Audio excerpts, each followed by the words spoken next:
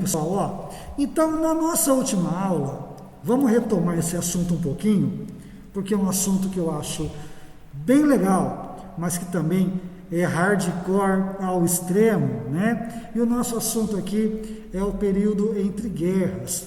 Está aí na sua tela, estou compartilhando a tela do seu livro com você, né? Então vamos entender o seguinte, ó. Durante o período entre guerras, nós temos muita coisa acontecendo no mundo. Por exemplo, a crise de 29 lá nos Estados Unidos, né? Temos a ascensão do nazismo na Alemanha e do fascismo na Itália, tá? Temos também no Brasil a Revolução de 30, que leva Getúlio Vargas ao poder, tá? Então, estamos falando aqui de um momento que vai do final, guarda isso, do final da Primeira Guerra Mundial até o começo da Segunda Guerra Mundial. Por isso o nome período entre guerras, entre duas guerras, a primeira de 14 a 18 e a segunda de 39 até 45. Beleza? De boa? Vamos entender então, de forma muito resumida, por questões de tempo também, tá? Vamos tentar entender o que está acontecendo no mundo nesse lapso de 21 anos, tá bom? Vamos lá então. Muito bem. Então, na ordem do seu livro, o primeiro assunto que vai ser tratado aqui é um assunto de economia, tá? Muita atenção no tiozão aqui, ó. Vamos entender o seguinte, lá no pós-guerra, esse pós-guerra que eu falo aqui, pessoas, ó, é a Primeira Guerra Mundial. Não confundam o pós-guerra da Segunda Guerra Mundial, tá? Estamos falando aqui daquele momento, no final da Primeira Guerra, onde a economia americana está super bem, está mais rica do que vocês são ricos hoje, tá? Então, a economia americana, no pós-Primeira Guerra Mundial, é uma economia muito rica.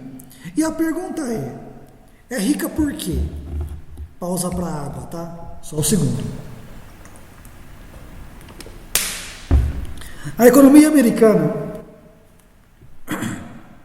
é muito rica porque imagina que a Europa está em guerra, não está produzindo nada de importante, tá? Porque toda a indústria na Europa está voltada para a fabricação de armas, de munição, de explosivos, de canhão, tanque, aviões, submarinos, enfim. Então, toda a Europa se volta para a guerra. O que faltava na economia europeia vem dos Estados Unidos, que se transformam no maior exportador mundial.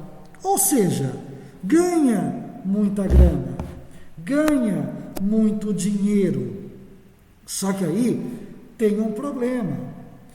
A economia americana está super bem, está super forte, vende pra caramba, exporta pra caramba, tá? Todo mundo ganha dinheiro. Os pais de família têm casona, 2 carros na garagem, a mulher não precisa trabalhar, porque o maridão ganha muito bem. Então, surge uma onda consumista nos Estados Unidos, que é chamada hoje de American Way of Life, ou estilo de vida norte-americano.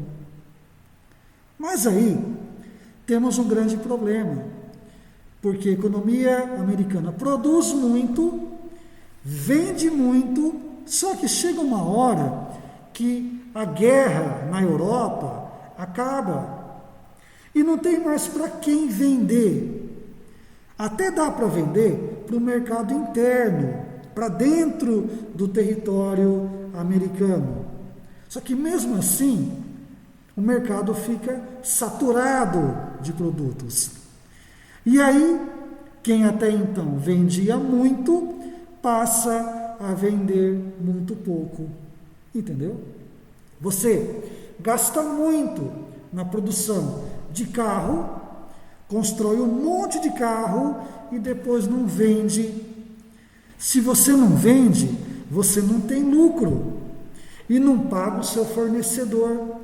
E não paga o seu funcionário. O fornecedor quebra. O seu funcionário não paga o mercado, que também quebra. O mercado tem funcionários que não recebem, e aí vai. Uma bola de neve. No final da história, o que nós temos? Uma crise econômica, que acontece em 1929.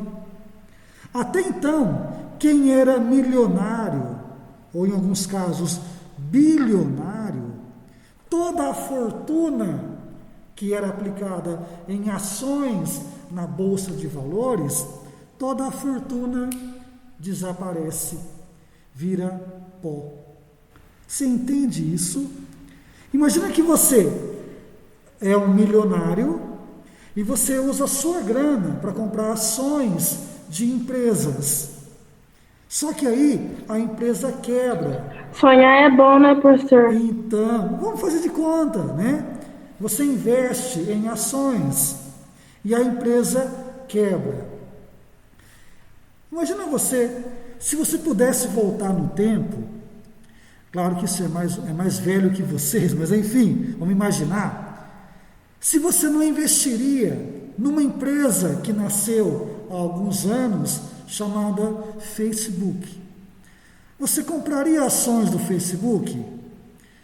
Quem comprou na época em que o Facebook foi criado, hoje está milionário. Mas ninguém apostava no Facebook. Os poucos que apostaram e compraram ações do Facebook, hoje são muito ricos. Isso vale para ações do Facebook, para ações do Google, para ações da Apple. Quem apostou nessas empresas lá no começo, ficou rico hoje. Porque funciona assim. Quando a empresa lucra, você, acionista, que tem ações dela, você lucra também. Quando a empresa quebra, você que é acionista e teoricamente é sócio, quebra junto, parça. Entendeu? Então, os milionários da época, que tinham muita grana investida em ações, a empresa quebrou. O milionário também quebrou. Agora imagine isso acontecendo com muita gente ao mesmo tempo. Economia vai para o buraco. Entendeu? E aí, o que pode ser feito para salvar a economia? O governo intervém. Surge um presidente, deixa eu rolar a página do livro aqui, ó. Surge um presidente chamado Franklin Delano Roosevelt. Cadê? Nossa, eu pulei muito aqui, né? Pulei muito. Que acaba usando o próprio governo, tá, para criar emprego. Que tipo de emprego? Construção de estrada, construção de ponte, escola, hospital, enfim. Para quê? Para criar emprego público, para que o povo possa ter um salário e a economia possa funcionar. Entendeu? Esse plano de governo foi chamado de New Deal, ou Novo Pacto. O governo investe grana pública em empresas públicas, lógico, né? Contrata muita gente e essas pessoas contratadas passam a ter um salário. É o que salva a economia americana, que volta de novo a ficar forte. Volta de novo a encontrar o seu auge. Beleza? Tudo bem? Tranquilo? É um assunto hardcore, tá? Mas é importante que você entenda. Beleza, ó. Vamos lá. Outro ponto importante nesse contexto aqui, está muito grande, né? Deixa eu diminuir um pouquinho aqui. Outro ponto importante, nossa, eu voltei um monte, cara, fui lá para o finalzinho do outro capítulo. Outro ponto importante é você entender que lá na Europa desse período está surgindo, cara, um monte de cara vida louca, extremista, político radical. Por exemplo, na Itália surge um líder, um carecão, bombadão, chamado Benito Mussolini. Porque quando a Itália lutou na Primeira Guerra Mundial, ela era aliada da Alemanha, e ela troca de lado, fica aliada da França, com uma promessa. Se a Itália trocar de lado, ela vai ganhar território. No final da guerra, a promessa não foi cumprida, e a Itália vai para um abismo econômico. E quando você está mal, né, quando a sua economia está muito ruim, sempre surge um líder. Nesse caso da Itália, surge um líder chamado Benito Mussolini, que se aproveita desse momento histórico, tá? Começa a ganhar muita moral, e aí o rei da Itália na época, o Vítor Emanuel III, ele percebe, olha, esse carecão aí, cadê a foto dele, ó? Cadê o carecão? Cadê o Mussolini? Não tem foto dele aqui? Era para ter. O que o rei percebe? Ora, vamos chamar o Mussolini para fazer parte do governo. O Mussolini, então, chega ao mais importante cargo italiano de primeiro-ministro, tá? Sem nunca ter disparado um tiro e nem ter matado ninguém, por enquanto, pelo menos, tá? Mas a Itália, tanto na Primeira quanto na Segunda Guerra Mundiais, nunca teve importância nenhuma. Por quê? O bicho vai pegar de verdade num outro país ali perto, chamado Alemanha. É na Alemanha que a coisa fica feia. Sabe por quê, cara? Deixa eu rolar a página para você aqui, ó. Até chegar na parte da Alemanha. Cara, quando acaba a Primeira Guerra Mundial, pensa num país que se prejudicou com a guerra. Esse país foi a Alemanha. Sabe por quê? Ela foi culpada pela Primeira Guerra Mundial. E aí foi feito um acordo, o Tratado de Versalhes, assinado em 1919, que culpou a Alemanha pela guerra. Então a Alemanha, que foi culpada, perdeu território, perdeu força militar, perdeu força industrial, foi obrigada a pagar uma multa de guerra para os países vencedores, tá?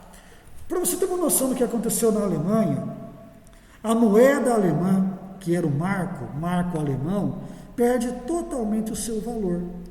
Para comprar um pãozinho de manhã, você usava 1 trilhão de marcos.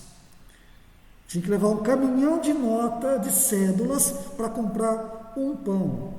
Muita gente passou fome, muita gente morre por não ter o que comer, a economia vira uma grande merda, desculpem o termo, tá? Mas aí, em momentos de crise, sempre surge alguém.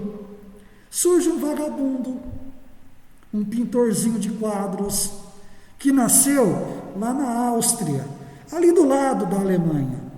Um pintorzinho de quadros que lutou do lado alemão na Primeira Guerra Mundial. Alguém sabe o nome dele? Põe no chat para mim aí. Estamos falando de quem?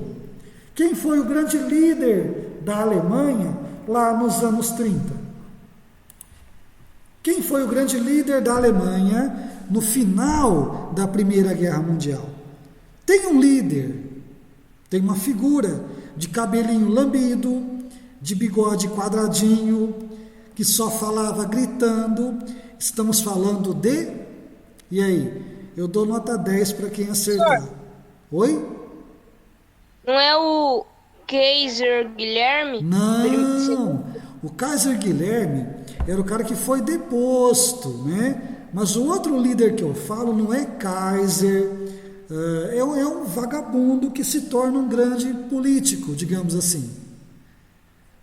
E aí? Estamos falando, ó, vou pôr no chat, ó. Começa com A, depois tem o D. E aí? Adolf Hitler. Tá lá no chat. Olha, provavelmente um dos maiores assassinos do século XX, cara. Responsável direto por 60 milhões de mortes na Segunda Guerra Mundial. 60 milhões de mortos ligados a ele, tá bom? Agora, como é que o Hitler pôde ter tanto poder lá na Alemanha? Porque o povo alemão, teoricamente, é um povo civilizado, é um povo culto. Como é que a Alemanha permitiu que o Hitler chegasse ao poder? Porque a Alemanha estava muito ruim economicamente, tá? Então Hitler sai da Áustria, se muda para Munique, na Alemanha, tenta um golpe de Estado e é preso. Na prisão, ele escreve um livro chamado Mein Kampf, ou Minha Luta, onde ele fala o seguinte, olha, se a Alemanha está tão ruim hoje, o grande culpado é o povo judeu e também os comunistas. Ele odiava judeu e comunista, tá? Ele tenta dar um golpe, não dá certo, vai preso, escreve o livro, fica um tempo no xadrez e é posto em liberdade. Só que o partido dele, que era o partido nazista, começa a ganhar muita força nas eleições na Alemanha. Hitler nunca foi eleito para nada, nunca foi eleito para porcaria nenhuma.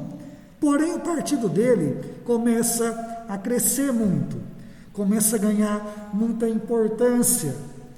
E aí, igual aconteceu com Mussolini, Hitler é convidado pelo presidente da Alemanha, o Paul von Hindenburg, a fazer parte do governo, sem nunca ter dado um tiro, por enquanto, sem nunca ter matado ninguém, por enquanto.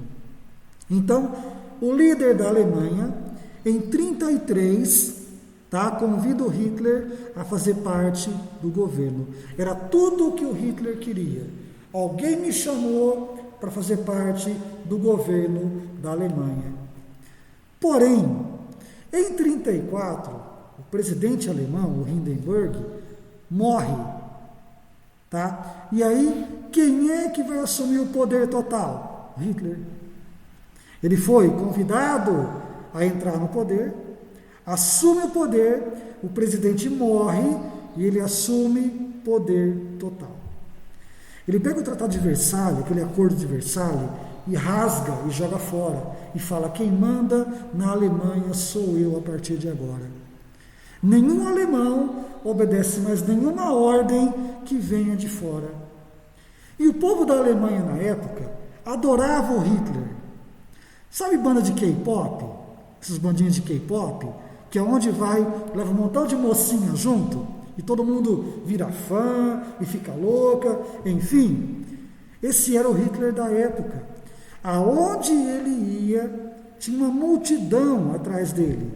O povo alemão da época adorava esse assassino. E por quê? Porque Hitler criou emprego, melhorou a renda da população, tirou a Alemanha do fundo do poço da economia, melhora a economia da Alemanha, e o povo adorava ele. Só que, ao mesmo tempo, ele prepara a Alemanha para uma nova guerra mundial. Ele investe em arma, investe em tanque, em avião, em submarino, enfim. E aí se pergunta, por que ninguém fez nada contra ele? Por que ninguém tentou impedir o Hitler? Porque do lado de lá da Alemanha tinha um país enorme chamado União Soviética. E a Alemanha, cara, pega o seu dedo aí, ó, o seu dedo indicador, enfia ele bem no meio do mapa da Europa. A Alemanha está bem ali. No meio da Europa tem uma Alemanha. Então, o que a França pensou? O que a Inglaterra pensou? Olha, se a gente deixar o Hitler governando, a ameaça comunista da União Soviética não vai chegar até aqui. Então deixa esse cara aí que não vai dar em nada. O Hitler é só mais um louco e ninguém vai dar atenção para ele. Grande engano. No começo ninguém deu atenção mesmo. Só que o Hitler começou a ganhar poder, a ter muitos adeptos, começa a invadir territórios, invade a Tchecoslováquia, invade a Áustria e ninguém fez nada. Invade a Polônia e aí, opa!